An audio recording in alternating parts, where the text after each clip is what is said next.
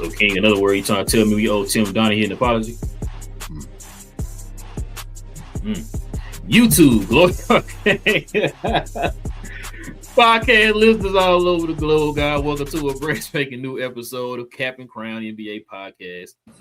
We talk about all things NBA related over here, man. Y'all already know. Listen, you guys are new to the channel. Simply hit that subscribe button. Y'all join us here for these conversations, man. As y'all know, obviously, it's still going on.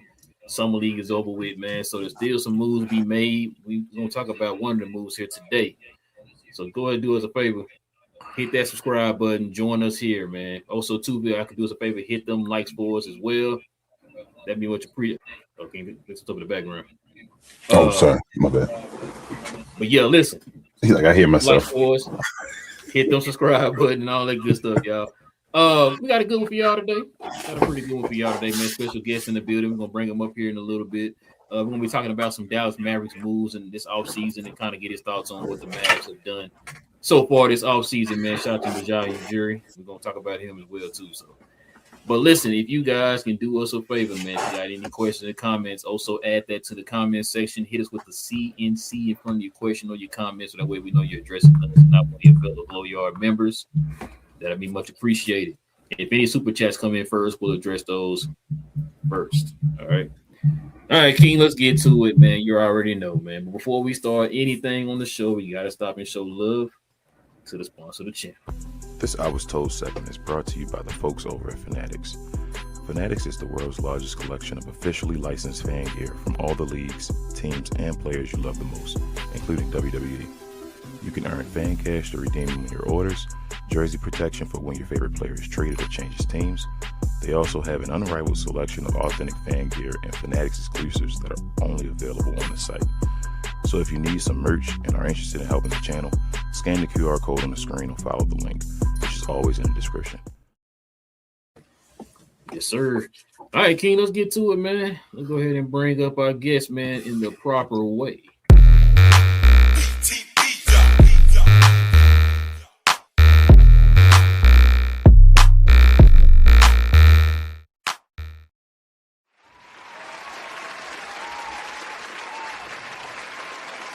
Okay. Mike, don't come on here sea walking or nothing, man. You know what I'm saying? Oh, you know, I got too much red on the sea walk. Yeah, man. Man. Pretty good, man. Pretty good. Shout out to Big Mike, man. Yeah. Part of the Swish for Real Basketball podcast here on YouTube. Y'all already know, man. We got the info down in the description box, y'all. Welcome you to the channel, Mike. Welcome to the channel, man. Thank y'all, man. Appreciate it, man. Changing the world, man. Changing the world. Trying, you know what I mean? Listen, man. Pretty instant off season, man. For the Dallas Mavericks. I'm gonna kind of get your thoughts, man. Pick your brain here, man. Kind of get your ideas, your thoughts on what they've done so far. You know, it was Relle Ujiri's first off season as the president of basketball operations, aka I would say general owner. What they call it? Assistant manager. What's it called? He's right up under the owner of the Mavs, bro. I can't think what they call it. He has the actual title, but I can't think what the name of the title is. But you know, kind of get your thoughts on it, man. So let's go ahead and get into a little recap, man, of what's been going on with these Dallas Mavs, man.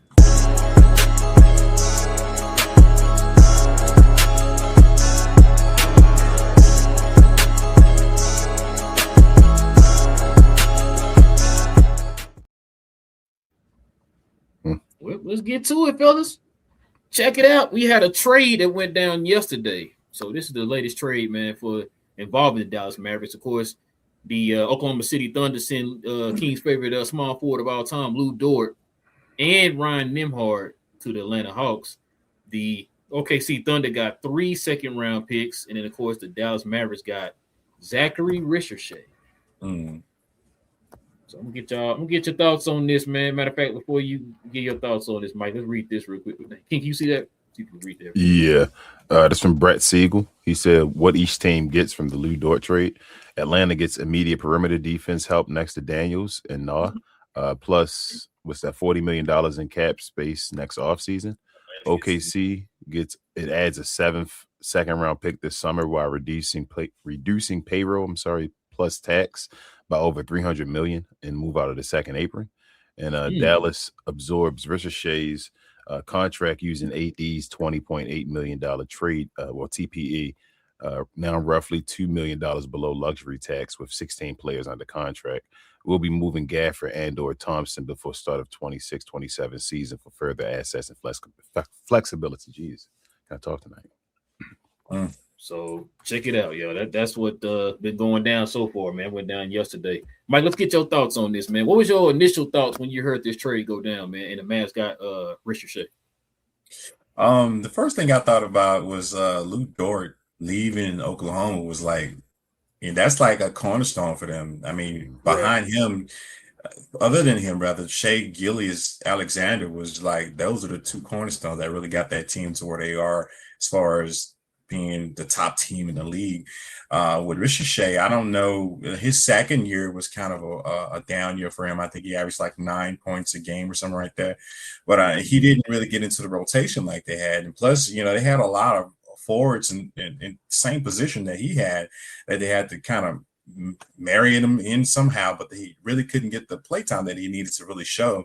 Being a number one pick, I think with him coming to the Mavs, he may have that opportunity, but where does he really get in there? Because now we are in flux with a bunch of forwards now. So where does he go? Who do we get rid of? And I mean, I heard you just mention Gafford may be leaving, but I like Gafford. I mean, I think he's kind of like Dwight Powell. Dwight Powell is a cornerstone in my estimation when it comes to a fan favorite, because he's always been there. He's survived a lot of trade talk. But what are you going to do? I mean, who would you rather get rid of, Gafford or Dwight Powell, to give room for a Ricochet to have some time to play? So in my opinion, I think it's an okay deal, but then where do you go from there? Who do you move? It's the question. What you got, King? Bro, I didn't know OKC was looking to move off of Lou Dort. They're really moving off of guys, I guess, to get space for their big three and others. We thought in the offseason, a lot of people, like you hit me up in the messenger before the show, a little bit before the show, talking about they got up off of a bunch of money without getting off of Chet. People were wondering how they were going to do that with getting Chet's money and all. But I actually see it a little bit of the opposite way now. I'm like, damn, you got rid of like a lot of pieces of your team, I feel like, to get that money or that freed up of that space. Like now I don't see him right this second as like the number or the top of the line contender anymore. Like they make him out the gate being young and all that stuff and win games like they always do, but they're not one of my favorites right now. Like I got guys that are above OKC, and usually you got OKC on that top line. So we'll see what they do with that. You got a bunch of picks, and Sam Presti likes to use those picks and make moves, and also he loves doing that. So that's cool for them. I knew Ryan Nembhard was on the trade block after the new rookie over in Dallas and all doing this thing. Once that happened, you saw Ryan Nembhard. That was done. He had to go somewhere else. I think over there in Atlanta will actually be a good look for him. And then for Dallas, Ricochet, we talk about it a lot. That may be one of the worst draft classes of all time. Sorry to say. And he was the first pick for that. That was Atlanta picking up a role player in the first pick. So now he's just in a different situation now.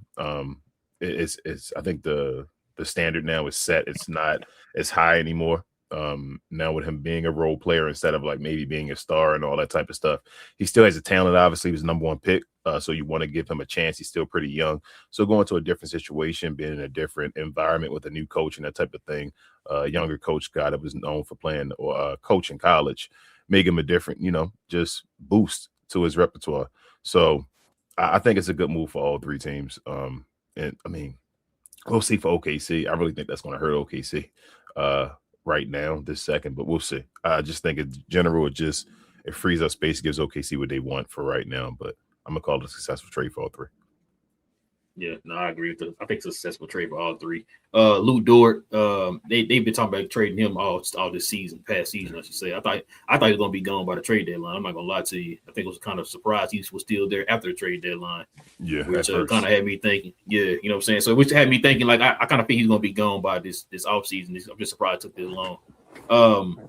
This also for OKC. This also frees up opportunities for Cason Wallace, who we've been hearing for the longest. I'm sorry, D-Town's fine. D-Dub fine. My bad. You know what I'm saying? Cason Wallace being freed up. You know what I'm saying? We heard those rumors that he kind of wants to more, opportunity, more responsibility, all that type of stuff. one of the best perimeter defenders in the league, hands down. You know what I'm saying? And the fact that he's a better offensive player as Lou Dort, I think was a no-brainer. Move him out the way to give his kids some opportunity. Also, too, it frees up AJ Mitchell. It frees up a guy McCain that came from Philly. It gives all three of those guys more opportunities with some of the guys they moved out the way and with Lou Dort. Because Lou Dort was kind of his minutes was starting to dwindle a little bit within the rotation anyway. It was starting to trust those other guys just named off a little bit more anyway. So that's why I said this move for them wasn't really surprising. Like I said, I just wondered what took so long. That was it. This also, I can't remember who got I think Dallas got themselves also a trade exception, I think, also in this trade. I could be wrong. Mike, I don't know if you heard anything about that, but I could be wrong. But I think they got a trade exception too from this. But because they pretty much got Ricochet pretty much for nothing. You know what I'm saying? Yeah. So, you say, Mike? I was gonna say they Mavs also just recently picked up Jet Howard, who's 6'8" out of Orlando. I'm not quite sure. I mean, again, they're backloaded with small forwards and shooting guards, man.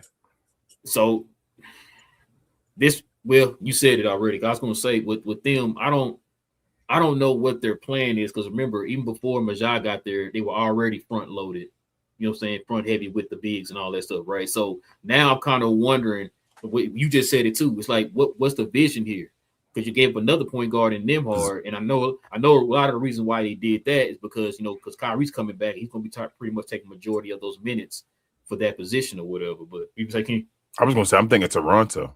I'm thinking Masai going to positionless basketball. I think he just want a bunch of like taller guys that can play defense, guys or whatever. That whole Toronto type, the guys you see over there when you see Scotty Barnes and all that type of stuff that was over there. Chris was Boucher and all just that look. And you hear that what's his name? I think you're probably going to talk about it, about the height change and all that type of stuff. I think they're just trying to do positionless basketball. Get to that point. Right. I think that's Zimmer. Yeah, like I said, man, I'm not mad at it, man. Because with Kyrie coming back, you already know he's gonna play the majority of the minutes as one of the primary ball handlers. So, and then you got him. I know you got the young was the Sergio that they drafted or whatever. They was impressed with him at Summer League. So that's gonna be a lot of opportunities kind of taken away from a guy like Nembhard. Plus, those guys are bigger. Well, Sergio's bigger. Kyrie's still smaller, but Kyrie's a special player. He's different. But you know what I'm saying. But the other players those are different type of players. So. Yeah, you know what I'm saying? Like I'm not mad at any of these trades. It's going to be interesting. I see Atlanta kind of going in a different direction with a certain identity they're trying to go with. Now, this is going to be the thing though, y'all. Is Lou Dort going to get that same type of leeway that he got in OKC in Atlanta? That's the question. Usually when these trades happen, it don't work that way. It don't work that way when you leave a team and when you're that type of player. Yep, and that's why I was going with that, because guess what? Dort struggled a little bit this year with shooting threes. So spacing is going to be a little bit of a question, just a little bit. I ain't saying he Dyson Daniels, but I'm also saying I don't know if you can play him and Dyson Daniels a lot of minutes together. Yeah.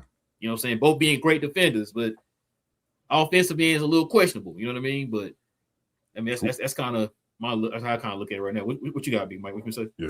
So you think they'll have him, Luke Dort, at shooting guard, or because you still got CJ McCollum at point guard, so and then you got Buddy Hill there as well, huh? You're on the bench. I was gonna say, great question. That's a great question, because is he starting for Atlanta? Nope. No. See, he was listed as small forward. He was barely starting for OKC anymore. Yeah, towards then he's not starting. I was going to ask you who's starting OKC. Is it going to be a change at the 1 or a change at the 2 now? It's got to be a change at a 1 for Atlanta, in my opinion, because you got Nembhard and CJ McCollum listed at point. I would move CJ over to shooting guard. I would. Yeah, on but Atlanta. You got to remember too, Mike. You got to remember too. They also drafted old boy from Houston, Fleming. Yep. But he might come out. He might come off the bench first, though, bro. Yeah, he might start the bench because he'll later. He might start. They still got. No. He was a top 10 pick. Yeah, you're right. Damn, that was you right there at the time.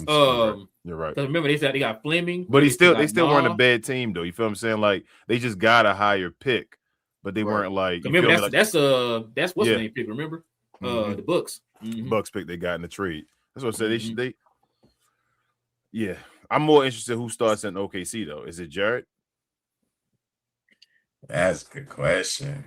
Because you saying Casey Wallace want to move up and all that, and I'm like, this So don't guarantee that he Casey starts. is what he played the 3 for them. Yeah. Shea. I mean, J-Dub's still there. J-Dub. So what we doing here? What I say? Hold on. Shea, J-Dub, Casey. That's 3 right there. And then of course you got Chet, and then you got so Casey starting at 2. So Casey probably started at probably the 2 with backcourt with Shea. J-Dub at the 3, Chet. What about McCain though? That's what I'm saying. You don't think McCain gonna start? You think they're gonna start? No, I think they're gonna have McCain and is it 6-man still? Yeah, McCain and AJ gonna come off the benches because you saw what they did last year when they came off the bench. Yeah, go more for defense at first and then offense off the bench. I mean, it makes sense. I was thinking they were gonna start McCain, but the way you saying it keeps the like the formula of the team kind of more in a way. Because I'm wondering is Casey Wallace gonna stay? That's what I'm saying to you. I don't know if he's gonna start, but I don't know if he's gonna end the season starting. Because he started last year, is what I'm saying. I think he's gonna start again this year. But I don't know. He's their best defender. Yes, he is now, especially now. But McCain though went off though, and like I'm saying, like it depends on what they need and how the season goes. McCain, I look at McCain as like a Jordan Clarkson or somebody like that, where he's a 6-man type player, where he's instant offense. You don't think he better than that? You think he just buckets? Yeah, I think he's not just buckets. You know what I'm saying? Like I know, but mainly his MO is go get me buckets. Yeah, buckets. Yeah. He's a hustler, but I don't see him defensively. What he no, not defensively. No. Especially with him and AJ coming off the bench together. Like how many 1-2 punches like that you got in the league? You know what I'm saying? Like off the bench. Yeah, that's nasty. Yeah, offensively for sure. Because he's 3. You know what I mean? Like that's at the guard position. It's not about average, but still, you got your point guard Shea at 6'6", so yeah. I mean, okay, you going down in height wise, and it's going to be tougher defensively when you have that type of when you make that move, when you pull him on the court, take Shea off and put Jared on. That's what I'm saying. It might be better for him to kind of may start because that'll give you that punch you may need, and then bring him, take him, like give him a few minutes in the first half, and then take him off. But I think they should start him. Because Casey Wallace, you're going to put a lot of pressure on Casey. I mean, you're going to put a lot of pressure on either guy, but Casey Wallace, they really going to be just saying, Casey, make up for SGA and protect him and all that type of stuff. Like, that's your job now. You, Luka Doncic, that's you. You feel me? Like, Kyrie Irving, when we see him now and all that, that's you. That's all you. So, I don't know. We'll see, man. We'll see. We'll see if you get enough offensively and all that now. Check this out, man. This is what we was talking about a minute ago. So Cooper grew 2 inches, man, according to I think when Majai said it, right? Yeah. Yeah. So he went from 6'9" to 6'11". Do y'all still see him playing the power? That's him as the official power forward now. He played more to 3 last year, you know what I'm saying, because of versatility at that 6'9" height. But now you're gonna be 6'11". He's an official 4 now. Go ahead, Mike. What you think? Man, I would not put him at power forward. Nah, I would keep him at small forward. Heck yeah, because he's lanky, he's quick, and he's fast off the dribble. When you got a power forward, you're looking at people like Giannis. You know what I mean? That's a power forward. I mean, you want some strength down there. I mean, I'm a Chris Webber fan, so I could see Webber as a power forward. I don't see him at all as a power forward because he was really leading the team in just about everything, points and assists, and I mean, that's got to come off the board. I mean, you're going to still need that stuff. And then you got Kyrie coming back, and then you got some great players coming in. Morez is going to probably be your power forward. I mean, let him play that position. But now I would not put him at power forward at all. This might fit in that category you're talking about, King, building like the Raptors. That's what I'm saying. I don't even just on the floor. He's gonna be a forward. That's how I feel. Like he's going to be a forward. I think between him and other guy, depending on how they start, PJ Washington, he may be in a trade block. But go ahead, ask your question. Now I was gonna say, so when you said A4, the kind of remind me of. Remember when they had played the Ellis brothers? Well, they weren't really brothers, but they played them together. Dale Ellis and yeah. Who was the power forward and who was the, you know what I'm saying? Like, just whatever, bro. Whenever you play, yeah, you feel me? Whoever, just guard whoever. Yeah, I feel like Cooper plays skilled enough though. I do kind of.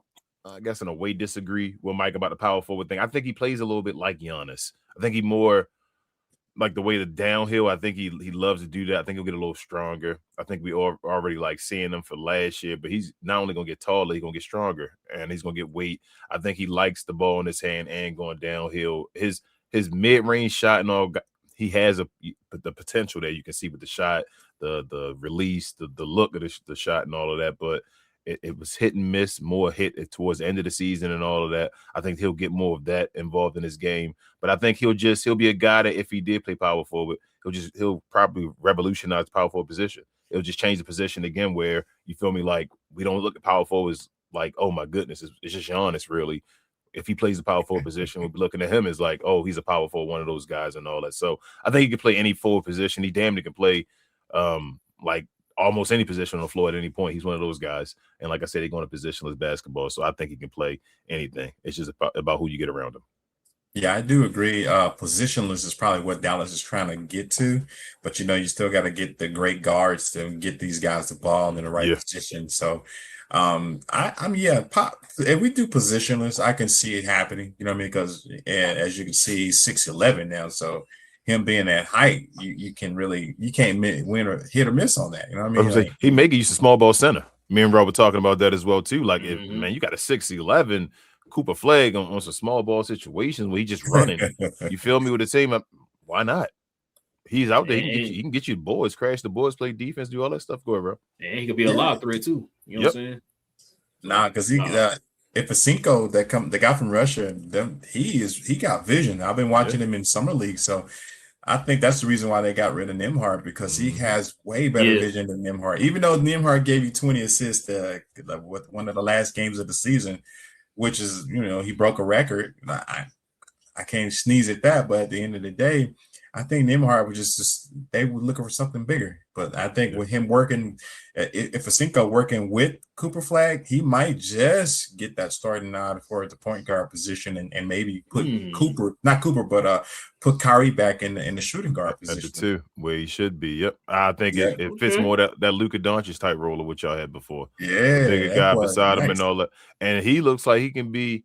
I ain't gonna lie to you. Like, I always thought, I don't know where Cooper Flag sits as far as like super, like we talking about the superstars of all time, as far as like, will he be a 1 or 2 on a championship team? Like, what can he do if y'all really win a championship? But I do think he needs a point guard beside him. I think the way he plays his game and all, I think they tried that point guard exercise, which was awesome. It got him a little better handle on his numbers and all that stuff for the Mavericks. But I see him as more of, I don't want to put him in a Blake Griffin category or like a Sean Kemp and all that stuff. He has skill, so you can put the ball in his hand and all that stuff. But I still think with him running, he loves to run. If you have somebody to guard beside him that's always running and getting them easy buckets, this guy can score 20 points like easily. You saw what he did last year and all. So I think you want to get him easy buckets, and then in situations when he can't get easy buckets, he can show his skill and get mid-range shots and things like that. So I think a point guard will help him out, and you might have the guy where that's your 1-2 punch of the future right there, as far as your point guard and your forward, as far as the lob threat. Yeah. Hey, Mike, let me ask you this question. Sure. Let me ask you this question. What's your expectation for Cooper this year? I think he's probably gonna keep his average as far as point goes. He may improve defensively for sure, because he has that net. He doesn't have the dog in him just yet. You know what I mean? He gotta play with Nazi another year, because Nazi to me is a dog on the team, because Nazi wants to play defense and he's gonna give you that. So if he plays with Nazi a little bit more, one more year with Nazi, hopefully they don't trade him. I think he can get that dog in him. So if you get the dog defensively, he can really elevate. I'm not too concerned on his offensive end, because he dropped 52 points in one game. You know what I mean? That's not bad for a rookie. That means he can get buckets, but at the same time, like you guys mentioned, he does need a point guard going in the future, because if you don't have that, then it's really just you by yourself, and you don't have anybody, like you said, a 1-2 punch. And I agree. I think he's more of a 2 than a 1, in my opinion. He's a great 2. He's a Scottie Pippen, and I think we talked about that on Switch for Real, that to me, he's Scottie Pippen all day, every day, because he can give you that, and he can take over a game if you need him. Like, say, for instance, if Jordan had the flu game and Pippen kind of picked him up, you know what I mean? Like, until he got to the fourth quarter and Jordan came and finished it out. You know what I mean? So that's what I'm looking at with Cooper. If Kyrie has a flu game, basically, if that'd be your 1, then you got to see what Cooper can do. Can he really elevate? But I think he will be better, but it'll be on the defensive end more than the offensive end. He'll keep the same 21 points, in my opinion. I was expecting you to say like 26 or something. Like 30 or something. I thought it was extreme, but I don't know, bro. I think he get over 25 this year. Yeah. I think he'll get over 20. I think they're gonna make. Well, I mean, it's not Jason Kidd here no more. He would have made him get over 25 for sure. But I think he'll get over 25. May might use him a little different than what Kidd used him. Yeah, you know what I'm saying. I think this might be a down year. This might be a year not down based off of like him being trash, but like a new system. It depends on how they play him. Like sometimes you got to adjust the systems, and it's like I'm a new player and things. I don't know. We'll see. I tell you what, if he makes over 25 points a game, which he possibly could, if he average 25, I'll definitely get you guys. I'll make you some cap and crown shirts and hand deliver them to y'all. I don't know what, not hand deliver to you and where you at, but I could definitely mail it. Get it to Relle. I got you. Get a plane trip. I got you. I see. Already planning the vacation, man. Facts. But Baltimore, yeah, if he averaged 25 points a game, I'll definitely make y'all some trades for sure. I think I got y'all getting 25 from Cooper. He can get 25 this Yeah, year. exactly 25. So check this out here, fellas. Said the Mavericks are open to trading Klay Thompson, PJ Washington, and Daniel Gafford. Yeah. So also too, got this right here. This report came out. That's tying PJ Washington to the Lakers. This rumor's been going around. I don't know how credible this one is, but we gonna see here, bro. Somebody credible said it. It might have been Chris Haynes or somebody, or Mark Stein. Somebody said that the Lakers reached out. It's credible. Okay, so this is supposedly what kind of idea the trade would look like. Here's a potential framework of a trade between the Lakers and the Mavericks. Of course, the Lakers would get PJ Washington. Dallas would get Bronny, Jared Vanderbilt, Jake LaRavia, and a 32 first-round pick swap, which is all the Lakers can do right now is swaps. Well, Mike, let me ask you this. Is PJ Washington on this team the start of training camp? As much as I like PJ and one of the new members of our show, Paul Miranda, is friends with PJ's dad. And I'd hate to say, I think PJ is on. I don't think he's going to be here. I think he's going to be. I like PJ again, like I said, but I think he's on the way out. I think he's better suited somewhere else because right now Dallas is in a rebuild. And being in a rebuild, you want to make sure that you have the right pieces in place for us what you want with Cooper Flag. And like I had a debate with somebody on the internet's crazy. Like they was like, Kyrie should be going back to Cleveland. I was like, nah, Kyrie is a man. Kyrie fits here. Kyrie is going to make sure that everything works, gels together. But for PJ, I really think he's on the way out because they got too many. We just said it a few minutes ago. They front loaded on those positions though. Power forward, small forward, those are front-loaded positions. And you got some guys that coming in the league, especially the guys from Europe, Russia. Those guys, they hungry. They want to play. They want to be able to build a team with the Mad. You know what I mean? And I don't blame them. I would want the same thing. But unfortunately, you're going to have some casualties. And I think PJ and possibly Gafford, because, Moses Cisse just signed again. So they got him. So they may just – part ways with both of them. I love Gafford. I'd rather have him more so than we have with Powell. But yeah, I think Gafford may stay, but the likelihood of PJ staying, I don't think so. I think he might be a Laker. You never know. Us getting Bronny, I don't know why. I think we'll maybe sell some jerseys. That's all for Big J. Yeah, I don't know, but I think in my opinion, I think he may. The last, but it's very highly likely that he will. I'm gonna say, Bronny come to the team, they be sending him down to the G League. BJ be sitting around watching. Bro, I want this trade to happen. This trade right here, just for Big J, bro. Like literally, just as exact, just so Big J can go down there and talk about Bronny James being on this team, not even having LeBron or because he don't want LeBron or Bronny. So just having one of the two would be crazy if you got Bronny. But to kind of piggyback off of what Big Mike said, I thought PJ Wright was on the wall when they got Cooper Flag.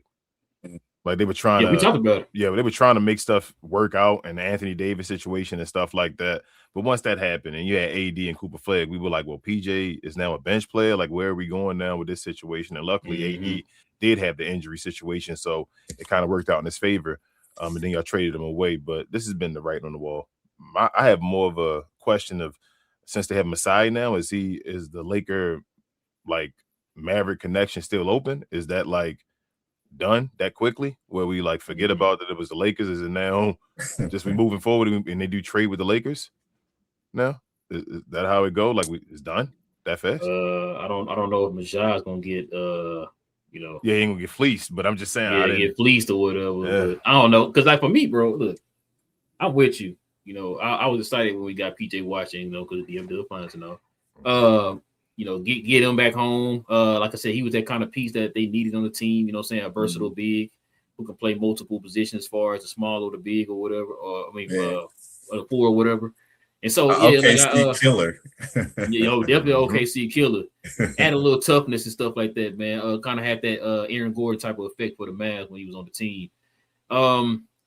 We already know what the circumstances that led to what happened in the last year and a half or whatever. We don't want to go down that road again, but to get those two guys to kind of help get you to that point, in the season. And then now those are the two main guys that are on the trade block right now. You know what I mean? And for me, I don't even think it's that they're bad players and want to get rid of them.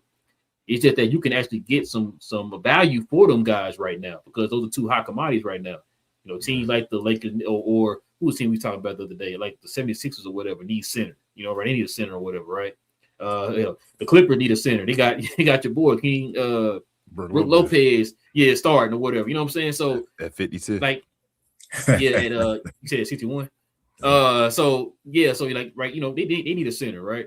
PJ is that type of player that a lot of teams will kill to have, man, because he's a versatile wing. You know what I'm saying? That can stretch the floor there. So I'm not surprised, like you said, Big Mike. They're kind of heading more toward the rebuildish side right now with the Mavs. So they're trying to get younger, trying to collect more assets and stuff like that, and retain more talented players, young talented players for the cheap. So that's kind of where Majah's going right now. But I'm not surprised by him needing to get traded or anything like that, man. I hate to see it. I would love for PJ to go to a team, man, where he can actually be a nice piece for a team to get them over the hump. Like who would have been perfect for PJ if he'd have went to like San Antonio. You put him alongside Wemby with those guards and stuff they got with the Dillons and the Stephon Capsules of the world, right? You had to put him in that situation. Instead of Tobias? Yeah, instead of Tobias. Yes. What about Harrison Barnes, though? What would you do? Yeah, some say they still got Barnes in them. They got too many forwards now. Yeah. Oh, no, Harrison coming off the bench. They started that last year during the playoffs. Yeah. Tobias is starting this year. That's a guarantee. That's right. You said it's instead of Tobias, but instead of Tobias, yeah. So he would start over Harrison Barnes. I'm not going to front to you, bro. I know that the Lakers can't do this. Like, there's no way. But if the Mavericks wanted to get off of them, off of both PJ Washington and Daniel Gafford, and the Lakers were somehow to get them, they'd be in a different tax bracket then. They'd be in a different. I said that before to you. I said, bro, there's a way they could have got both of them. They'd be in a different tax bracket then. I'd be like, okay, the Lakers in a different tax bracket now. Yeah, exactly. Now I'm like, all right, Lakers. Now you got something going on right there. If they can somehow get both of them, but if they can get PJ Washington beside like you said, what's his name? Not even just Luka, but Walker Kessler and all of them. Be the guy to stand beside him, like the Aaron Gordon type guy, which he had before PJ Washington beside Luka. That's a mighty pickup. That's a nice pickup for the Lakers. Like that, that's great defensively. Yeah, I think the what they paid AR was crazy though. He got a lot of money for the Lakers. They paid Walker Kessler was crazy too. Yeah, we talked about that. Shout out to Jeff. That was nasty work. Oh, I do have a question for you though. Do question for both of y'all, real quick. Is there a world where the Mavericks make the playoffs next year? Oh yeah, I think they're gonna be 8 spot easy. I mean, because I think this summer, you could tell they got some really good chemistry as far as those guards they got from Europe. Man, all they got to do is just get the first couple of games of the season, I'd say the first 2 weeks is going to be a struggle for them. Maybe 3. But once they get this gelling, man, they look like they're gonna be able to get somewhere. And you got, like you said earlier, Kyrie and Cooper Flag, that you're gonna get some scoring. And plus now you got somebody who's gonna play defense and wants to play defense, and then you got other people on the squad that plays defense. And if you keep Gafford, that's another defensive player. But Moses Cisse was defensive too. So yeah, I think they're gonna make the playoffs. Now that's what I'm saying. 8 is pushing it, but I'm thinking they'll be there. They'll be. Well, I mean, as far as playing, you think Mike, for sure there'll be a play-in team at least. Oh yeah. Okay. Yeah. Because even though the West is tough, you gotta keep in mind the Lakers. They're gonna be they may be the 8th seed in my opinion, but Dallas is gonna be right there. Oh man. So for me, man, it's not a cop-out answer, but I need to wait and see if they get rid of PJ and Gafford. This is gonna be a completely different team. They're going to, bro. They're going to. So I'm saying you asked me this as far as put it the fact that they're actually gonna move those. They're gonna have newer guys around. They got skill. They're young. They got skill though. Is there a world with Cooper playing the second year based off of being the rookie of the year and he had a great year last year, a great rookie year we're talking about. Kyrie returning. There's no world where the Mavericks gonna be in the playoffs. So it's also going to depend on Kyrie. Mm-hmm. How many games we get into Kyrie this year? That's the magic number for the Maverick fans. They don't want to talk about it for real, but it is a question. Like not only the amount of games, what level of Kyrie we get, because people automatically are expecting him to be Kyrie again. Finals and the Kyrie in the finals. Year they want that Kyrie back, and he's been gone for a year and a half. So. If you're asking me right now, I'm probably leaning what Mike said. Maybe like a playing team. Yeah. If I had to guess. So if we get say the Mavericks get 85% of what they had when Kyrie left. So at that point of Kyrie, if he get 85% of what he was back, man, and that's without Gafford and PJ, right? Yeah, we talking about Kyrie let's say he go back here 20-point guy. Like instead of being 24 or 23, whatever he was around that time, say just 20 points. Can they get to the playoffs? With Cooper being that 25 guy, like we said above. I'm about to say, what is Cooper giving me? I mean, he gonna have to give you more. If we talking about like guys at that 20, the way his rookie year was, this dude should be flirting with 30. Yeah. Based off the way his rookie year was, everybody usually does at least 25. Yeah, everybody that does that usually flirts with 30.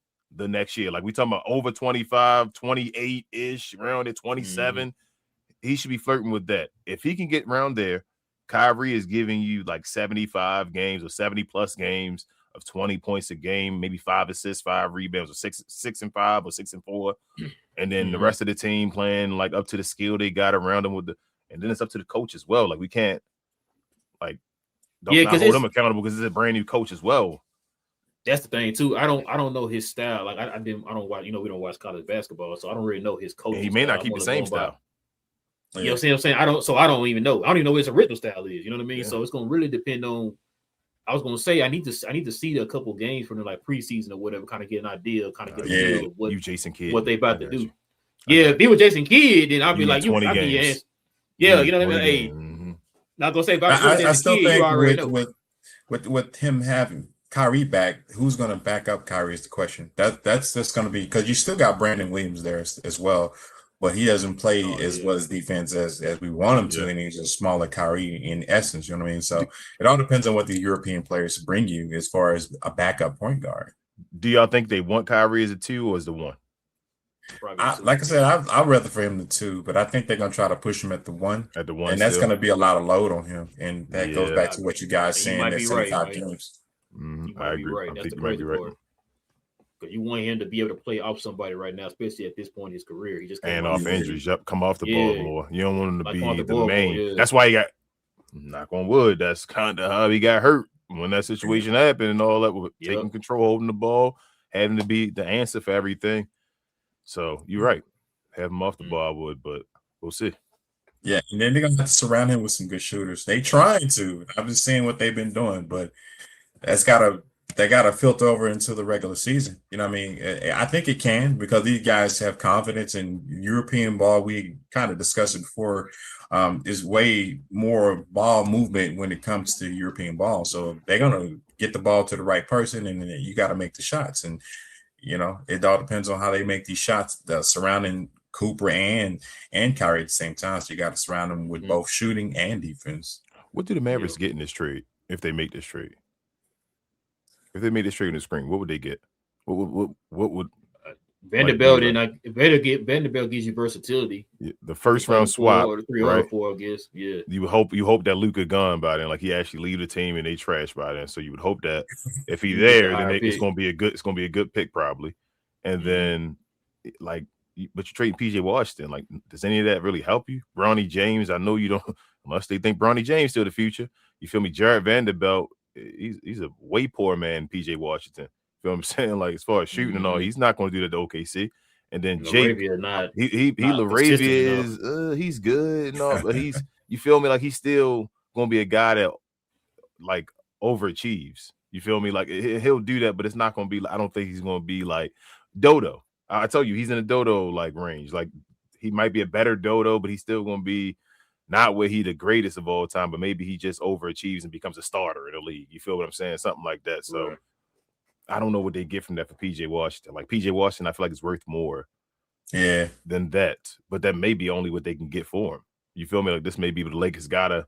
I don't know. I just don't feel like this move is like, damn, what do you get for it? That first round swap? Lakers gonna lose Luka for sure. Because unless they make a unless they get PJ Washington and Daniel Gafford. They get them together. Or one or the other.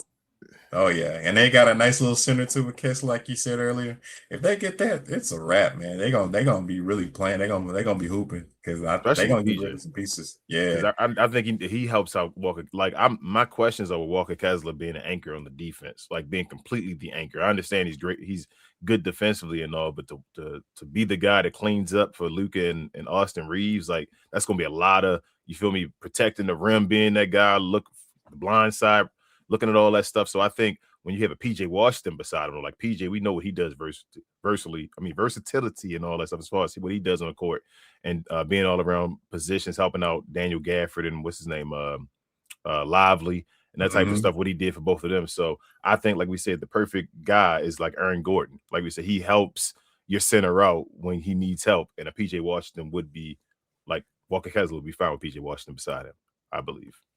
You think Walker Kessler is kind of like Rudy Gobert in essence? I don't know if he's as good. That's the question. And I don't think he has the same impact as, I mean, I know he's not a running joke or whatever. Yeah, I don't think he not now, like we said before, we're not saying he's a bad defender, like we told Jeff. We're just saying that I don't think he has the same impact as Rudy Gobert. I would tell folks, man, if you go back and look at them Utah teams, Utah wasn't just flooded with lockdown defenders. Nah. Rudy by himself elevated that team to like a top 10 in defensive rating. You know what I'm saying? So their second best defender was like Royce O'Neal. Yeah, Royce O'Neal. You know what I mean? Yeah. So that's the question I think a lot of us are having right now when it comes to that pickup for Kessler, Walker Kessler. Is like, can he be that? That's what they really need for him to be, is that Rudy Gobert type of impactful center for them. He gonna keep defensive player of the years. We're gonna get Walker Kessler like every year in the argument, like in the conversation, all that. Yeah, you know what I'm saying? Like, I don't think that's gonna happen. Yeah, in other words, Luka's probably not gonna be there for another contract. We'll see, man. And then last but not least, fellas, so check this out. This is what you were just talking about, Mike, right here. Y'all's rookie. Gotta apologize to Morez right here, man. Check this out. King, see if you can read this for me, bro. Mm-hmm. So this is kind of like a summary of what he done so far here in the summer league. Okay, this is Mavs Nation CP. He says some fans thought Dallas reach. Morez Johnson Jr. is already making that take look premature. In just 2 summer league games, the number 9 pick put together one of the most impressive rookie showings in Las Vegas. 75% on 2-point attempts, 15-20, 6 blocks, 5 steals. It wasn't just the numbers. Johnson finished everything around the rim, made advanced reads as a passer, and looked like a defensive playmaker every time he stepped on the floor. The biggest question remains his 3-point shot, and he'll also need to cut down the fouls as he adjusts to NBA competition. But if these first 2 games are any indication, the Mavericks may have seen something everyone else missed. The reach narrative isn't lasting much longer. All right, Mike, what you think about the Mavs rookie, man? Well, everybody was saying why they didn't get a day. You know what I mean? Like a day is pretty much another center that we get. We already front loaded in the center. I like Morez. I mean, he gives you something, and quiet is kept. I'm a Michigan fan for sure as far as basketball. That's why I named the show Switch for Real with the number 4, because I'm a Chris Webber fan. Yeah. I've been a Chris Webber fan. So if you ever see this, that's the reason why the show's called Switch for Real with the number 4. Tell him, bro. C-Web. The C-Web hit you got last episodes. Mike, you should have saw. Oh yeah, man. Yeah, but I think with Morez, man, he did show up in the summer league, because I kind of like I didn't have a chance to see all of the summer leagues, but I'll go back and watch the highlights and see how he looked. And he's pretty quick. He's a high jumper. He gives you everything you need. He's more of a offensive minded Gafford, in my opinion. You know what I mean? Because he can give you a bucket or two, hands. Man. Hands. Yeah, important for it. Yeah, and I think with him being coached by May and coming in as a rookie in the NBA for May, now he can kind of give all the other guys an idea of what May coaching style is. You know what I mean? How does he want you to position here? So it's like having a coach on the floor, because he can tell you exactly how the coach is seeing the offensive flow or seeing the defensive flow. He's giving you everything he can possibly tell you in regards to how he performs as a coach. And that way you have kind of like when Avery Johnson was the general on the floor, you might have that same thing in Morez. And especially, I think he's going to be a defensive-minded player for sure. Him and Cooper side by side, it's like, come on, bro, who's going to really – you can't get through that. And then you get Lively back. Hopefully he gets out of that boot. I think he's been out of the boot for maybe a few weeks now.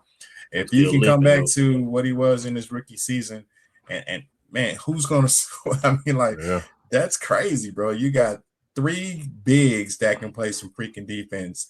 Now, what they're going to do with Max Christie, I'm not quite sure. I wasn't a fan of what he did. The first year he was here was okay, but second year it was like he digressed. So how's he going to help Morez? And I mean, you need somebody who's going to definitely put in the work and make this guy some phenomenal. You know what I mean? The defense is there. I can see it right now. Morez is going to be phenomenal defensively. Can he elevate his offensive game and stay out of foul trouble at the same time? Yeah, that's going to be the question. If he can, that goes back to the coach. And the coach has got to, not only the head coach, but even the assistant coaches. Like when I coached, I had my assistant coach talk to the kid or talk to the man or whoever we was coaching, like go talk to him for real quick and kind of tell him, what we saw out there when it comes to if you made a foul or you made a wrong move, whatever happened, just go talk to him. And if you have coaches like that, and I think it does, it's going to be easier for them to win a lot of games, because you're going to have a lot of defense. And if May brings it like he did when he did in Florida to Michigan and now here, it's going to be something to watch. And I'm kind of excited, but I got high hopes for Morez, and yeah, his defense got to be a plus for sure. Who do you compare him to? Like, what do you see his ceiling as the NBA comp? Now, you might think I'm tripping, but I think he is a Dennis Rodman in my eyes. You know what I mean? Because I think he's going to be a monster rebounder, monster defensively. Even because Dennis Rodman, he averaged like 30 points in JUCO. He was really he offensive thing. Mm-hmm. You're right. They can score, but they just right. He's going to probably be that essence of Rodman in so many ways. He's going to give you that defense, and if you need offense, he shows you he can do offense. So it's not going to be a negative with him. It's going to be a plus when it comes to just basically defense for sure. So that's who he reminds me of. If you had to really pinpoint somebody to kind of mirror him after. Yeah, well, I was going to say like what's his name, Kenneth Fareed. That kind of player, and all. So I agree with you. He fit in that kind of mold. That same kind of mold. A guy that can do that, like just everything, whatever you need him to do on the side, the dirty work and all. A dirty work player. He is the comfort blanket to May. Basically, you got your guy that that you coached or whatever. That's supposedly talented, skilled, and all. Got him, bring him here, let him be on the team. And we talked about Scottie Pippen earlier, like Cooper Flegg. What is he? Is he Jordan, Scottie Pippen, like on that level? I think Morez is going to be the Scottie Pippen for Cooper Flegg And what I mean by that is I think Cooper gets to develop his offensive game a little more now because Morez is going to take some of that defensive responsibility away from him. Meaning that he can still be a great defensive player, be a roamer like Cooper Flag likes to be. Cooper Flag plays great as far as roaming, like a free safety, like we say, just always watching the ball, going to get steals, and he wants to run. But with Morez beside him being more the guy that can stand back, I guess kind of being like the strong safety in a way, I think that's going to help out Cooper Flag as far as, like we say, developing his jump shot, mid-range game, working on stuff like that because he doesn't have to take on that challenge as much because he has a guy behind him. It's going to be about his three-point shot and all to see how long he can stay on the floor, you know, if he becomes a Jonathan Isaac or if he becomes a Dennis Rodman like of this generation, because you got to shoot the jump shot. So if he can get to making some type of shots and all the rest of his game is there, and like I said, he'll make the game much easier for Cooper Flag. Yeah. Yeah, I never thought about that as far as the reference to strong safety and free safety. That's dope. Appreciate you. I was gonna say, can he be a poor man, higher motor like Evan Mobley, a guy who could be versatile on the defensive end? Who can also Evan Mobley, man. Yeah, that's what I'm saying. Like that's what I'm saying. Can he get to that point where he can get a jump shot, a consistent jump shot? I'm not saying he can be better than PJ. He can be. They got somebody. They didn't. You got a guy that can replace your guy if things work out. You feel me? And be a better guy because of the. I was about to lean toward. I was about to say that too, because it sounds like what they're trying to do is they're trying to develop him and Coop. There's going to be a 1-2 punch there in the front court, and it's probably another reason why they're motivated to not motivated, but you know what I'm saying. Like they're not hesitant to trade PJ now because they got this young man and they saw what they saw in summer league. They kind of like what they see, and like I said before, they're kind of going more towards a younger, rebuildish type of side right now. So having him with Cooper, let those two guys develop under a developing coach right now who came straight out of college. You know, sky's the limit or whatever. So that's probably why they're trying to move a guy like a PJ or somebody like that out the way, because you also can get value for PJ while also giving these younger players opportunities or whatever, right? So, like I said, with him, not him, but the coach. I just want to see his style, like his not just what he does on the court, not his X's and O's, but just his coaching style in general. I want to see how his relationship is with these players. We already know that him and Rez got a relationship, like he just said, might be coached him in college. Like, how is that going to translate here in the NBA to where now you do have a youngish team or whatever, right? Where you're kind of closer related to them as far as, you know, you coach young men in college compared to coaching a veteran-led team where everybody like, you know, 27 or above or whatever, right? So it's going to be interesting to see how this kind of meshes, man, because the one thing, like I know we talk about the players, the young rookies y'all have, Sergio or Morez, like them guys like that. The one thing I'm interested in seeing is the coach. I just want to kind of get an idea of who this coach is, because Mike, you might know a little bit more than me and King, because we don't watch college basketball, and you said, you know, Michigan, that's your squad and everything, so you probably know a little bit more about him than we do. So that's why I say I kind of want to see what his style is, how he establishes a relationship with these players. You know what I mean? Is he going to be more of a stern coach? Is he going to be a player's coach? Because you got kind of you kind of the person who kind of like the stern hand when it comes to college, right? Yeah. Here, it's player driven. So are you going to be more of a player's coach? Like, how are you going to, you know what I'm saying? Like, how are you going to relate to these guys in the league? When do the boys become men? That's basically. And isn't that what Jason Kidd was, a player's coach for the most part? For the most part, yeah.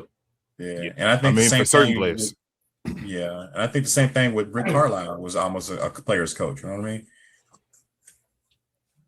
He's got more player coach now. He was definitely a micromanager before he went to Indiana.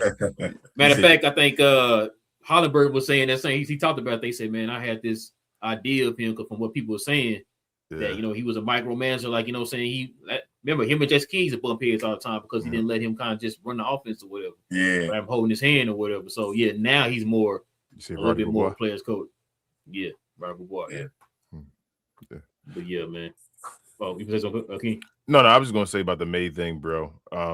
It's about when boys become men. That's what I think I'm worried about myself. When does that switch hit? Because he obviously, like you say, dealt with a bunch of younger men, which were kind of boys in a way. And it's a different way you coach guys as far as in the college, as far as when you're a grown man dealing with paychecks, you feel me? Massive paychecks, egos, contracts, you feel me? That type of stuff. And having to win a championship on this level, it's different to coach guys that way than to be a leader among men.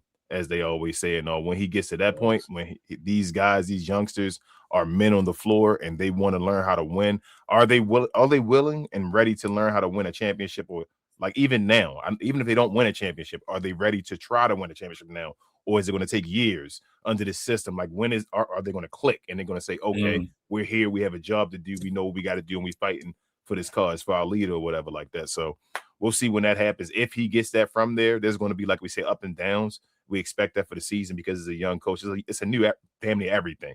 You feel what I'm saying? So they're going to go through ups and downs. But when does it click? That's the question. Yeah, and I still think the first 3 weeks it's going to be tough for them. They'll win some games, but it'll be probably under 500 at that point. If we can get them to the All-Star weekend to see where they at, and if they above 500 or even at 500 at that point, then I think they have a great chance to make the playoffs. Absolutely. Okay, fellas, we turn the page here, man. Let's show some love to the merch of the channel, man.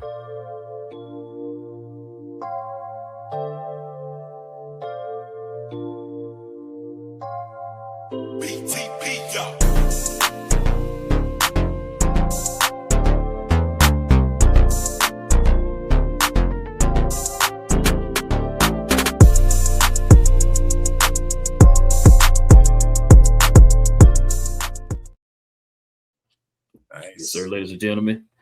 If you are interested in the merch of the channel, simply scroll down to the description box below. Check out the link to our site where all our merch is.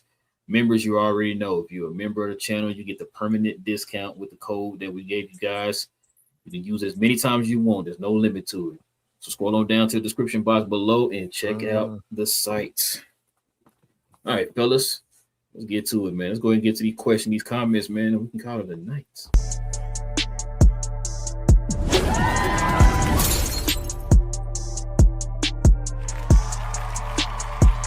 Sponsored by True Classic. The most interesting customer came into True Classic today. A young man came in right when the doors opened and said he had a job interview in just 30 minutes. The challenge, or so he thought, he had about $150 to work with. Now, in most places, that's a fancy shirt, maybe some nice socks. But at True Classic, when you add more, you save more. So not only did I set him up with a pair of our 4-way stretch chinos, not only did I set him up with one of our white button-down shirts, I even helped him complete the look with one of our coach's jackets. All for just $130. So he found his fit, looked great for his interview, and I'm pretty sure he got the job too. That's true value. Hey, shout out to DDP. We got to get DDP back on the show, bro. Like he's getting out of retirement. Hey, DDP is starting a new venture, man. I know. I see him. Hold on. Let me get these questions and comments. I'm not going to be able to read all the questions and comments today, y'all. It's a bunch of questions and comments in here. If you definitely want to make sure your questions and comments are read, if you have a question like for Big Mike or so, a super chat will be appreciated. I'll definitely get to those ones. But other than that, I'm going to try to read through as many as I can. Let's see. Big J in the house. Shout out to Big J. He's a Glow Yard member. He said the Mavs is not Jet Howard. Yes, Big J. I saw that news earlier. I let Big Mike take your glory and report that to everybody. Shout out to Daniel Berry in the house. He said, "Sup, everyone. Happy Monday. Definitely check out his channel for all your highlights. Daniel Berry Sports Highlights." We got our guy BG in the house from BG What We Talking About, and also from Sixes, Eat Sleep Sixes. Shout out to him over there. He says, "Yo, what up?" And he also said president of basketball operations. That's what you're trying to say, bro. Yes. Well, no, he also has a title too. It's like was it governor? What is it? That's what I thought. He's like he's governor too. Something governor or whatever, like an assistant governor, alternate governor. That's it. Yep. Next, I took Big J Shine again. Look. Yeah. Don't say nothing. He also says Dwight is gone. He is not coming back as a player on his team. We will see. He said we can't afford vibe guys that can't play at a high level and do not fit the timeline. What you mean, Captain Canada? Don't you disrespect Captain Canada like that, Big J? Don't do that. Well, you about to get a statue out there. Don't do that, Big J. Bro. Don't do that. He said OKC freed up about $82 million in cap and tax with that trade this offseason. They freed up over $140 in tax and cap space so they can extend Wallace. Yeah. Oh yeah. That's what the plan was too. I forgot. But yeah. Izzy says New York Knicks. My wife stinks. What y'all think? Wolves in 5. This dude Izzy, man. Shout out to Izzy in the house. He a Wolves man. Can't tell. C Dub Sports Talk says Mavs cooking. Salute fellas. What up, C Dub? What up, C Dub? What up? I see Big J says there has to be a consolidation trade with Portland, or if LeBron chooses Golden State, I would trade PJ, Clay, and Martin for Jimmy's expiring in a first-round pick. What, Jimmy's contract is expiring? I think it is after this next year. Ooh, I didn't know that. I thought he had 3 years when they first got him, and now it's down to expiring. Oh, okay. Okay, not mad at it. Manga said Kaysen is in for sure, and C-Dub said Kaysen still started. Yeah, that's why I was saying he still started. And Mangus also said McCain Sparkplug from the bench. Yeah. Izzy said losing Dort is huge. I think so as well right now, Izzy, but we'll see. He is a way. I know we talk about the way he plays, and it's like a gimmick and all, but it's still a way it's the way they play. You feel me? It's part of their gimmick. So to lose that, I want to see. And Big Mike, feel free to chime in. I'm sorry, I don't want you. I'm just checking out the comments. Manga said Kaysen will be rightfully wanting more than OKC can offer on an extension. I mean, but they got that money though, Mangus. So yeah, they freed up a lot of moolah. Big J said Kaysen is the 2. C-Dub said Caruso or Kaysen starting. I think Caruso probably off the bench. Yeah, Caruso come off the bench. Shout out to Kevin Gray in the chat. He said, "What up, chat?" Oh man, what up, Gray, what up, Kevin? What up, man? We still waiting for you to be on the show, Kevin, or get us over there, Kevin, on DLS. We don't talk about the Mavericks no more. We can talk about NBA with y'all. Yeah, bless the CNN, man. Yeah, CNC, brother. Shout out to our guy Richard saying I'm a fan of the 6'10" small forwards. Yeah. C-Dub said Coop gonna play 1-3-4. He can. Sound like Jason Kidd. Big J said they dumped Nembhard for Sergio. Ish is either going to Frisco or staying overseas. What happened to dude, bro? Is he officially cut? What's the dude we got before France? I'm saying the Dallas Mavericks. The shooting guard, 6'8" dude. Or 6 was he the small forward or whatever? They got a couple years ago. What was his name? I don't know. Melvin Ajinka, whatever. Yeah, Ajinka. Yeah. Okay. Was it Melvin Ajinka? They got in the then they sent him overseas and all and said come back. He went back overseas. I think don't you own a draft like 2 years or something like that? And after that it gets or something like that. I forgot what it is. Oh, bro. I just never heard him again. It was over. Jonathan said we need one more shot maker and shot creator to not put too much pressure on Cooper and Kyrie. Yeah, but who would that be, though? I don't know. C-Dub said Coop got way better at PG end of season than beginning. I think it helped him to a point where he got comfortable. Yeah, I still don't think you want him to be there. I think it just helped him with his role. And plus, you guys were still losing. It just do what you do. You feel me? Like we let him start losing and just let Cooper be the best player he can be at that point. But I don't think you want him at the point guard, though. C-Dub still. That's got him rookie of the year. It almost didn't. you got to remember it almost didn't. Nipple was shooting his lights out. Big J said Coop is going to average 25, 7, 5, and 6. So Big J, you don't got no crazy numbers either. You think I thought y'all was going to say 7.5. I'm sorry. And 6. You don't think I thought Big J was going to say 30 or something like that. I ain't gonna lie. Yeah, going for 21. Big J, you called 21 or whatever it was. You called that. So. Yeah, I ain't gonna lie to you. If he don't score at least 25 or more, I think it's. I'm disappointed. I'm disappointed. He got to score over 25, going for 21. Like that's crazy. Jonathan said, "I see early 2000 Kobe and Scotty and Cooper. I watched his upbringing. It was impressive." I feel you. Kobe and Scotty, two different. Not Kobe extremes, but but I see what you're saying though, Jonathan. He got some dog in him. What you're saying, I think. Yeah, I feel that one. I see Jordan, Bird, and Magic. Yeah, like and a little Isaiah there too. You feel me? Big J said the Mavs Brad shot that down, and we can't do a 3-for-1 trade when we take on more players. The Lakers fans are pushing that trade, but no one here is saying it. That's why I'm like, what? Okay, that's why I was saying. Like, I think this is something I'm hearing somebody kind of make up with it. I don't hear nobody major say anything, but. What up? King says you can't get no farewell tour. They don't love you like that. You ain't got that type of love. You thought you was Kobe. He getting that farewell tour, King, man. Are you talking about LeBron? Yeah, Bron getting that farewell tour if you want it, man. It's Bron. Oh, yeah. It's Bron. The GOAT talk is something that's just. That's what I'm saying. Like, even if you don't think he a GOAT, like for him to be in the GOAT talk, he gets a farewell tour. You feel what I'm saying? Nah, real talk. You missed our guy BG. I did. I said earlier, you weren't paying attention. I said, look, BG gave him his whole rundown and all that. Now I got you this time. I'm not paying attention. Div says, OMG, is Bronny getting LeBron to Dallas? Div would love that too, wouldn't he? Is the deal? No, LeBron. He said, is the deal true? Oh, man. He's Spurs versus everybody. Shout out to Greg and them over there. He said, y'all want to start the rookie Morez or hold on to PJ as a placeholder? That's for you, Big Mike. I'll let you answer that. Man, I like PJ, man. I'd rather see Morez kind of blossom under PJ for a little bit, you know what I mean? But I would probably give him the start nod after the halfway point of the season. But yeah, I would definitely try to hold on to PJ because PJ he's a Dallas homer, man. Yeah, I think he deserves better than just being traded and brushed under. But yeah, I would definitely let Morez kind of blossom under PJ and take that role maybe after the midpoint of the season. Are you worried about the center position at all, Mike? As far as if, like, let's say if y'all got rid of Gafford, I mean, like as far as Lively being there by himself and having you got Moses Cisse. Remember they got Moses Cisse back. That dude, he played very well last year. He did. So you believe in him in crucial situations? If it really counted, he's the backup center. He can be a backup center. Yeah. Okay. I think he's not bad at all. And I think they still got that 7'6" kid. That black kid, I can't remember his name, but he played for.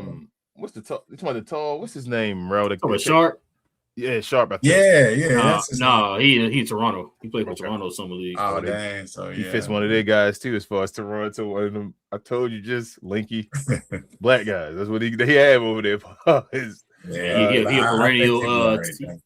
He a perennial G League player. Yeah. King said Bronny got to go. And Div talking about that's a good move. I ain't gonna keep reading the rest of his. Spurs was everybody say, yeah, PJ would be fun over here, even off the bench. Yeah, man. Yeah, but I think PJ crazy because it seemed like PJ older than what he is. So PJ still want that money and all. Jonathan said, already. I'm just saying he want more opportunity and all. Still, it ain't a wrap. You know, once he get that next contract, he'll be out the league the way the CBA is. Jonathan says still need one more vet. I think who can get buckets or create shots. Richard says, I'm hearing PJ and Gaff are only in play. Dallas is loaded at 34 and two 21-year-old centers. No, they ain't released no Bronny James. What you talking about, Div? Spurs said, what about Kyrie and Najee Marshall? Y'all trying to trade them too? That's for you. Nah. Big Mike. Yeah, nah. I don't think so. Yeah, I ain't hear Najee's name in nothing. Yeah, Najee good. Jonathan said Kyrie averages 21. I guess I don't know what assistant rebounds. I guess you forgot, Jonathan, but on 46, 38 and 89 shoot, I'm okay with that. Yeah, that's fine. That's what Kyrie should be right now. Yeah. Richard said I was hoping Gaff would go to the Bulls, but the Lakers are not out yet. Lakers get Gafford. That's a good look. A real good look. Yeah, stupid. Tough. Let's see. Big J said Brandon is gone. Yes. Oh. Okay. Jonathan said Vandal can't shoot. Facts. Taj says, what up, fellas? What up, Taj? What up? There you go. That's for you, bro. Something to top. Chat. Something. Uncle Lurk. I don't even know. Oh, a present. I don't even know what that Oh, shout out to Melissa. She giving out what's that's the new gems that they got. I didn't read the I don't even know how I appreciate you, Melissa. Thank you. Yeah. Whatever it is, appreciate you. Yeah, we got the alert saying something about how the new gyms, we got new gyms and all that stuff. Nice. I see it's some type of present or something to say. Yeah. Richard says you get flyers on. Oh, shit. Oh, yeah, I remember. By the way, my bad. Yep, I'm sorry. You get flyers on Jake and DK in 3 seconds, but it's seconds. But as hard as it is to believe, nobody will give a first for Gaff or PJ. At least it's what you hear. Yeah, probably not. They not at the CBA. Nobody will give a first for them guys. Div says Richard. Oh, it's time to Richard. I'm sorry. Todd said Lakers just got to flip Dalton, Connect, and Bronny for a semi-decent 4. And LA is cooking. I wouldn't mind PJ Washington or Kuminga if possible. I'd rather that PJ for y'all, Todd. I ain't gonna lie. If y'all get PJ, that's a real good look. Yeah. Damn Yeah, Jonathan said package for PJ sucks. I hope we get better out each year. That's not for the Mavericks. That package was trash for the Mavericks. Shout out to Tom. He said, Captain Crown Pod, stay consistent and healthy. Appreciate you, fam. Yes, sir. Yes, sir. Oh my God, Mangus. Damn. I didn't know that. I didn't know Ryan Clark was gone. Let's see him keep reading. Oh, yeah. You didn't hear about that? Nah, I ain't even hear that. Yeah, he got his own show though. I didn't know he was even on ESPN like that still. I thought he left ESPN, but yeah, they said he got fired, bro. So, I'll read into it. Cooper can be 3-4 and Moraes can be 4-5, so they can go small and be versatile if needed. Yeah, that's what we were saying. Big J said Moraes' floor is supposed to be Gafford and sailing between Al Horford and Bam. That's a good look. You got another one? Yeah. Hey, I gotta read up on that, man. I don't. 6'7". Yeah, I apologize. I don't know what the gyms are, but I definitely appreciate that. Yeah, I appreciate that because, like I said, we got the alert talking about the gyms for the channel and all that stuff. I just don't know what they mean yet, so I guess we do got to read up on that. Yeah, I'll read up on it today. G2 says the real big move is Project 2028. Is that for the Lakers? You saying for the Mavericks? Probably Mavs. Okay. Jonathan said Moraes reminds me of Elton Brand, Horford. Those bigger. I mean, you got Elton Brand and Al Horford. They nice. They two. They those people you don't know. That like post game bag. Yeah, like they like if you ain't pay attention to the game, you wouldn't know about like these are nice guys. Elton Brand was the truth. Yeah, especially with the Clippers. Elton Brand was an all-star too. Yeah. So. And he was rookie of the year, co-rookie of the year. Yeah, with the franchise. Hold on. Got B-Fam in the building. Said clutch 30. Dang, shout out to y'all, man. And he had another one too. Okay. Shout out to y'all, man. Yeah, definitely got to read up on the gyms, man. But yeah, appreciate y'all, man. Appreciate y'all.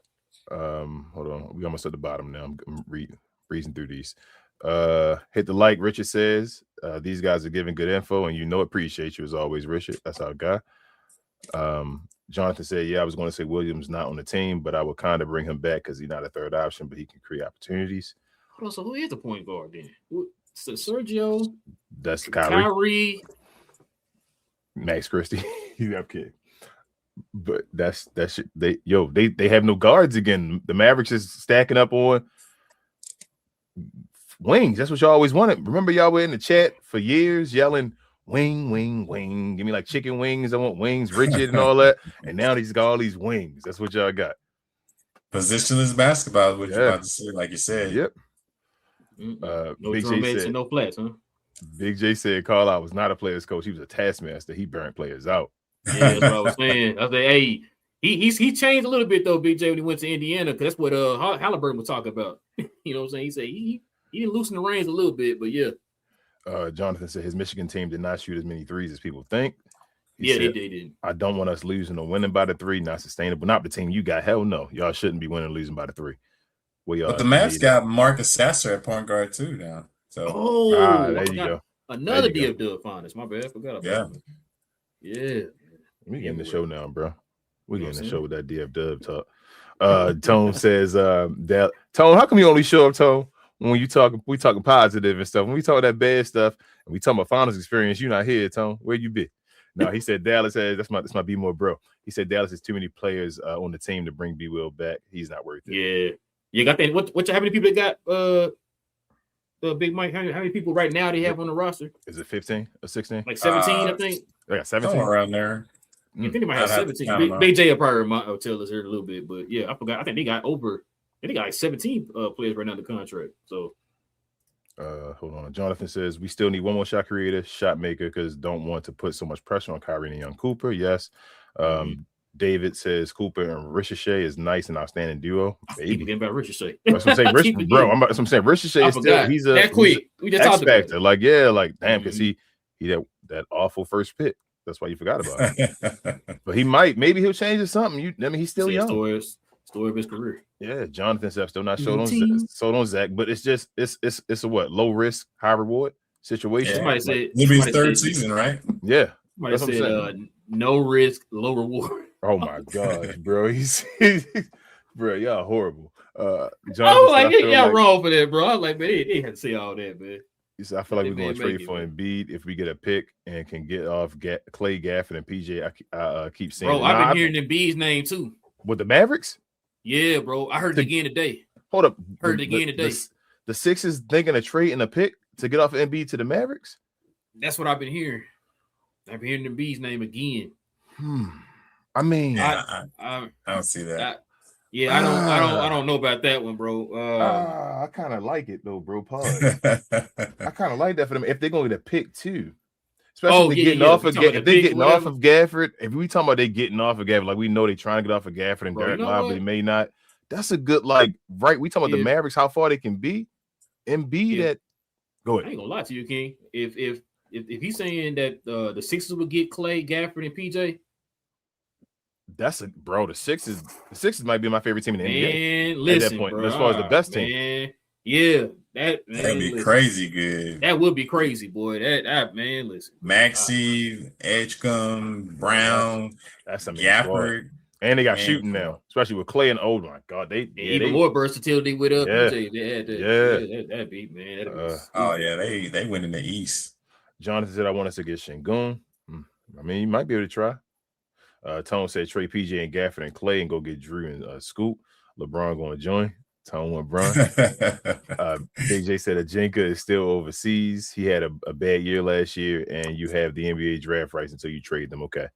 Oh, okay. And he said Cooper is on a Dirk-like trajectory when it comes to his love. Hey, shout out to Cat though, getting a ring though. He chose Freezy chose the wrong person. He chose Julius Randle instead of saying Cat. I know I'm saying Big J chose. I mean, not Big J. Freezy chose the wrong person. He chose Randle by saying the Dirk trajectory instead of Cat now living his best life. The Dirk trajectory, bro. He still do. Tone said championship experience. Yeah, Tone. That championship experience, man. Finals experience. It ain't championship experience. Yeah, man. Big J said you also have Mraz and Santi can play some 5. Okay. Let me try to get these. I forgot about Santi. Trade PJ and that. Okay, I already read that. He said and Sharp is just tall. Yeah, so not a that's that young kid. Todd, I said, well, LeBron going fellas. I don't know, man. I'm hearing new stuff every day. 3 teams. It's 3 teams. Yeah. Pretty much 3 teams. Johnson said we still need Gafford because I don't think Lively can start right now and bring him along slowly. I agree. Shout out to Melissa. She said, I don't know what it is, but it's supposed to be some reward. We'll see. We appreciate y'all. Yeah, appreciate it. I don't know what it is. Whatever it is. I'm gonna lie to you. Tone said Gaff, PJ, and Clay for Drew. He already said the championship experience for Bronny and then go get LeBron. Y'all be wild, man. Richard said I hear paying Najee is why they trading player out because they want to pay Najee. He's saying, okay. Jonathan said Kuminga won $20 million. Yeah, he ain't getting that this year. Yeah. I heard about that. I'll tell you about that. He gonna take that $5 million, call it a day. This 1 year, that $10 million. Big J said Project 2028 is the delusional Luka home. Oh my gosh. Y'all got a homecoming dream going over there. Oh man. Jonathan said my Knicks should pick up Powell. Good team. Guy familiar. Go ahead. There you go, Big J. There you go. Send him over. Send him over there. Shout out to Breezy. Sasser is the third guard as of now. He said 16 under contract. He said point Najee. 16. I mean, I'm okay with it as a backup. Yeah. One of the guys as far as the ball handlers. You don't want him to be listed as a point guard, but yes. He can handle the rock, though. Absolutely. Tone said Coop, Kyrie, Zach, LeBron, and Gafford, Lively, and Sis. Is it Sissy or is it Sis? Cisse. Okay. Bench Najee, Maxey, Sergio, Mores, and Santi. Nah, bro.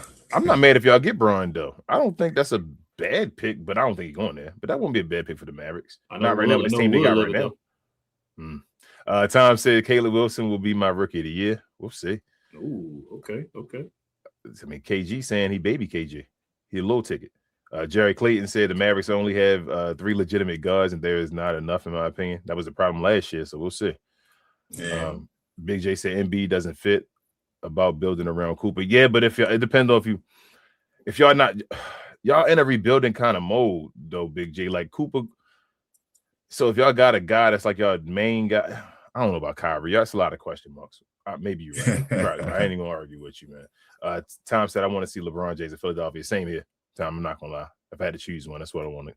And Jonathan said I meant see it by like I keep seeing Embiid name out there for the Mavs, but that pick is 2029, and the 2029 picks will be decent. But Embiid be playing 40 games last 2 years. Yeah, man. That dude never played 65 games ever. They said right or once. That's crazy. And he's a talent, man. So I'm not quite sure why he doesn't keep himself in LeBron shape. But yeah, man, listen, we definitely appreciate y'all, man. A lot of comments tonight, man. We definitely appreciate y'all, man. Shout out to the people who just subscribed to the channel. If you have not subscribed to the channel yet, man, hit that subscribe button. Join us here. We do this every Monday, Wednesday, and Friday morning, y'all. We talk about all things NBA, man. So go ahead and hit that subscribe button. Join us here. Also, too, if you guys can do us a favor, hit them likes as well. That helps out the channel in more ways than you know, man. Shout out to our guy Greg. Shout out to BG. Shout out to Kevin Gray. Shout out to others, man, who follow. Well, a lot of y'all guys follow, man, their content as well, too. So shout out to them. If you guys want to become a member of the channel, simply hit that join button right there next to the subscribe button. Consider becoming a member of the channel. Like I said, our Fridays are dedicated to the members of the channel, and also other perks come with it as well. Shout out to Big J, BA, and Cuz. We just had a show before this show, Cuz We Geek. We talk about all things in the geek culture involving movies and television. The Avengers Doomsday trailer finally released 18 and a half years later. We just had our discussion about that. So if you guys are interested in that conversation, man, go on over there, click on that, follow us over there, man. We have more shows to come. We got another show again tomorrow and another one on Saturday. Comic-Con is this week, so we'll probably break some news or talk about some news from Comic-Con on a Saturday show. So we'll see how that go, man. Because Comic-Con ain't been the same since the pandemic, so we'll see. But yeah, it feel like. But yeah, so if you guys interested in DC, Marvel, Star Wars, all that type of stuff, man, follow us over there on Cuz We Geeks. Every Tuesday evening and Saturday morning. All right, King, we got anything else? Before I get to our guest, share, more share. A like is the same as a share. We appreciate everybody for subscribing and joining the show. It was an awesome crowd tonight. But if you're interested, especially my guy Kevin Gray, I know you're interested in this type of stuff. But you're interested in combat sports, especially like wrestling and WWE, coming over to We Talk Combat, so we talk all things combat sports and sports entertainment. Myself, Queen, Travis, BA, and sometimes Devin. I like to call us the best, brightest, and the blackest combat review show there is on YouTube or anywhere else. Come on over there, Kevin. Talk to us about this wrestling, what's going on, this Black Surgeons. I know you like to talk about that. I should say resurgence, but it's never been there, so it's a surgence. But come on over there. If you're interested in that type of stuff, subscribe to the channel, help us get to our goals over there. But other than that, we'll have a show over here again. What's this? Today is Monday, right, bro? So Wednesday over here again. But before we end the show, the floor is yours, Big Mike. Appreciate you so much for being a part of the show. As I said earlier, we appreciate you again. This is an awesome show, an awesome, just conversation in general. You are always welcome, bro. Whenever you're a part of the show, you're now part of the Glow Yard, and you're always welcome to the show to give your opinion. Whenever we discuss this type of stuff with you, that always means we respect you. So thank you so much for being here. But again, the floor is yours. All your information, firstly, is in the description. If you're interested in following Mike anywhere or any of his socials and all, check him out in the description and all. But the floor is yours. Let the people know what you're up to and all, and where they can find you, Mike. Oh, thanks, man.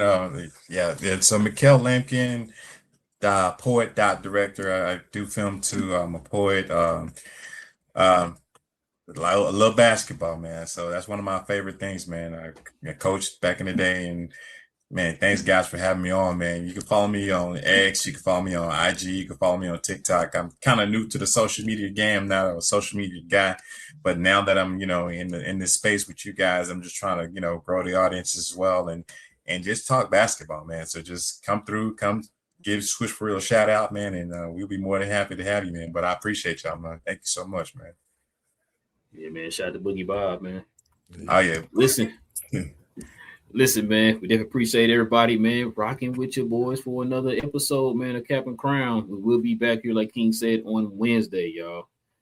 Shout out to the people who, like I said, subscribe to the channel, people who follow us here. Oh, we got another one, man. Shout out to B-Fam with the we really got to find out what that means. Yeah, appreciate you, B-Fam. As soon as it's over, I'm going to search. Yeah, we definitely going to research that, man. But yes, appreciate you, B-Fam. Appreciate you, man.